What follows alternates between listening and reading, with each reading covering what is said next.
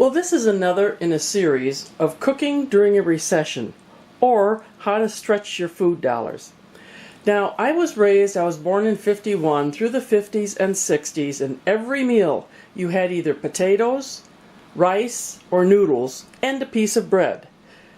That's what they could afford. And actually, when you went to the store, there may have only been one brand of rice, let alone no brown rice or wild rice. So when you need to make adjustments, when I show you these things, make the adjustment. If you can't do white rice, do brown rice, do wild rice. However you can do that for you and your family. I'm going to show you how you can prepare this at least 4 different ways. Okay, so I'm going to take this relatively inexpensive box of Salisbury steaks, $2.99 for this box. I've baked it, and now I'm going to show you 4 different things I'm going to make from it. Now this is endless. This is when you're trying to watch your pennies in the grocery store. This is not filet mignon. Don't think it is. And I looked, and these are made out of chicken, pork, and beef. First we're going to eat it just plain. Then I'm going to make shepherd's pie. We're going to have steak sandwiches, and we'll end with sliders. I've moved the Salisbury steaks to a plate because what I'm going to do is I'm going to make a lot more gravy with this as the base. So let me move over to the stove. I have 1 cup of warm water. Now, I didn't have any of the regular bullion cubes on hand because I used something else, but this is a little more pricey and you might not want to use it, better than bullion. Otherwise, just use 1 bullion cube per cup. So I'm going to put this in here, let it kind of dissolve.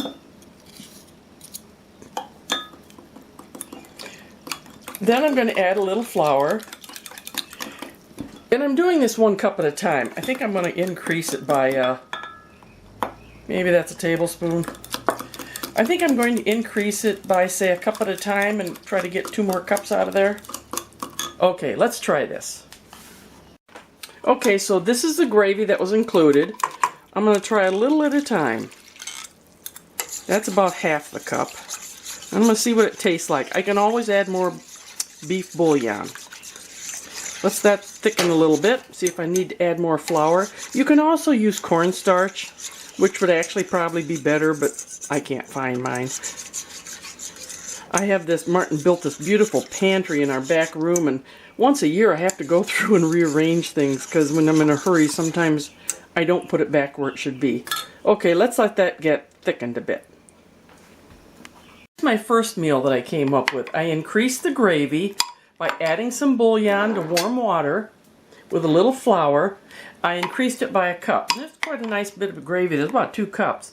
So this would be a way you can serve it. And have a salad on the side. And you can feed 6 people. If you have little ones, they may not want a full one. They might want a half. So have just a regular meal out of the steaks. Let's move on. Dish number 2. You know, if you wanted to cook the whole thing, this is only about 4 of the little steaks. If you used all 6, you could make a big 9 by 13 of this. So I've got the veggies on there, and I've got that. And now I'm going to add some mashed potatoes. And you're going to have shepherd's pie.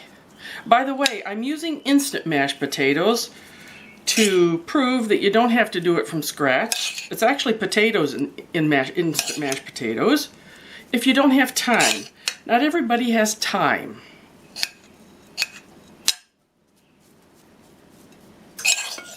Here we go. I'm going to stick that in the oven. Remember, you've got gravy to use with it.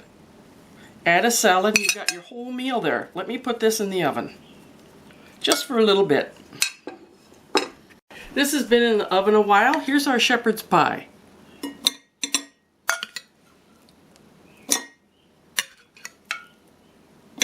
There you go. Now, like I said, I would increase the potatoes, the vegetables, and use the same amount of meat. You very well can do that. And you might want to put a little gravy on there too. Or not. Add a salad. You've got a shepherd's pie. By the way, you could add some onions on top of this. You could do green peppers. You could do about anything. So I've got a half on this one and a whole one on there. You can put on gravy or not. You could have some of the gravy on the side to dip. There. There's another way to use these On Cor patties. So my last thought is making sliders out of this. Now I would use 1/2 of a patty for each one. And I'm not using the whole batch of anything, I'm just showing you some examples. And I put some provolone on the bottom. Do whatever you like.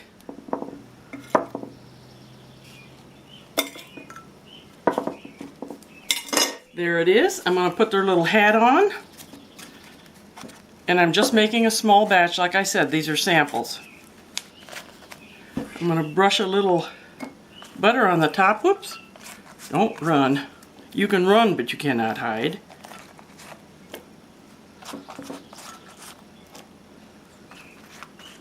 And these are going to be popped in the oven. Our sliders are done. Now, when you do this, you could, oh, the cheese melted nicely. I used 1/2 of a piece on each bun. The cheese is all melty. You can do whatever you like from this point, but these are nice sliders. The buns are nice and crispy because of the little butter on top. These look so good. I think I'm going to have one when I'm done filming. So let me recap the 4 different ways I used this. On Cor Salisbury steaks are 6 in a package, $2.99. The first thing I did was I cooked the patties. Then I took the patties out of the tray, added another cup of water, a cube of beef bouillon, and a little flour, and I increased the gravy by a cup, which made a big difference. So, the first thing I did was I made a regular meal. There's the Salisbury steak. I've got some veggies. I even used instant mashed potatoes if you don't have time, and I poured some gravy over. Have a salad to add with it. That's one variety.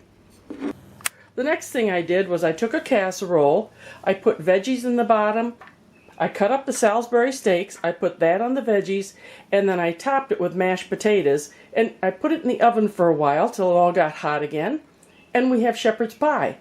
Use the gravy with this too. Third thing, which really is a mistake, I meant to do something else, I'll explain that in a minute, was I took some toast, these are little pieces, I put 1/2 on this one and a whole one on that. It will go much farther if you use the 1/2. I put their lid on. This one I put gravy on, and this one is plain.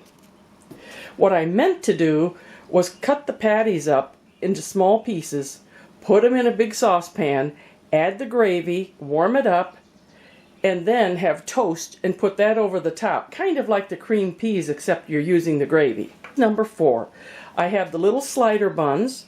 I put 1/2 a patty on each one with a little bit of provolone cheese, just a little slice. I put a little melted butter over the top. They're nice and crispy, and we have sliders. 1 box, 4 different ways, and I'm sure there's more. Use your imagination.